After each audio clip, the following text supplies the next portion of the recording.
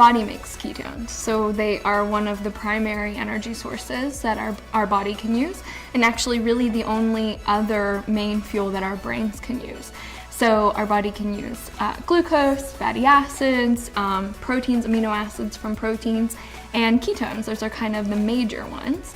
And the brain really can only use glucose and ketones though, for most of its energy. People report when they're in a metabolic state of ketosis feeling less hunger pains. So this is a really common response, is that people are not quite as driven to eat multiple meals a day and snack in between.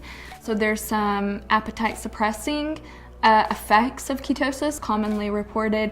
People also tend to say that they experience more energy, so they don't get this kind of afternoon lull. We do know that having these wide swings in our glucose and insulin are probably contributing to these kind of post-meal sugar crash. So we think that there's data that suggests that's in part because of the rise and fall of blood glucose in your system, and so a state of ketosis is typically associated with more balanced and level glucose and insulin in your blood, and so a lot of people kind of say they don't have these major swings in their energy, which I think is a big benefit for a lot of people. Our research on exogenous ketones has focused on performance predominantly. So we've done a number of studies in athletes looking at their ability to perform intermittent running protocols, so that mimics, for example, team sports like soccer. And we've also looked at endurance athletes and their ability to run 10K performance. In both studies, we've also been interested in this idea: can exogenous ketone supplementation during exercise prevent the decline in cognitive function that tends to occur with high-intensity sport?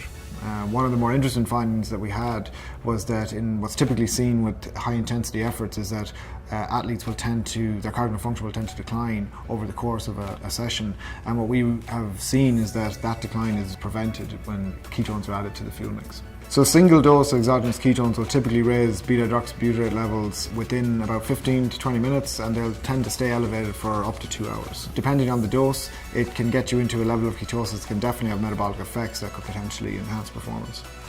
So there's probably an optimal range for BHB concentrations when it comes to things like enhancing recovery or improving performance.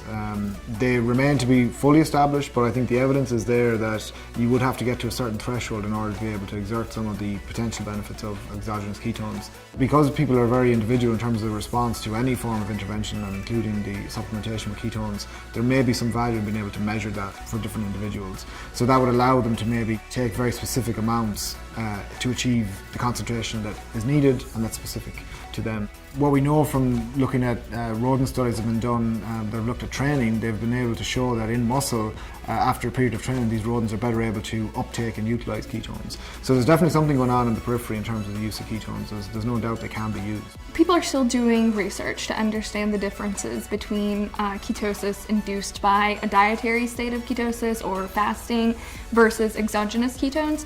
A lot of the research suggests that there are many overlapping paths. If ketones are present in the blood, they get taken up by the tissues and metabolized. And the longer they're present in the blood, the more enhanced or efficient that uptake and metabolism is going to be.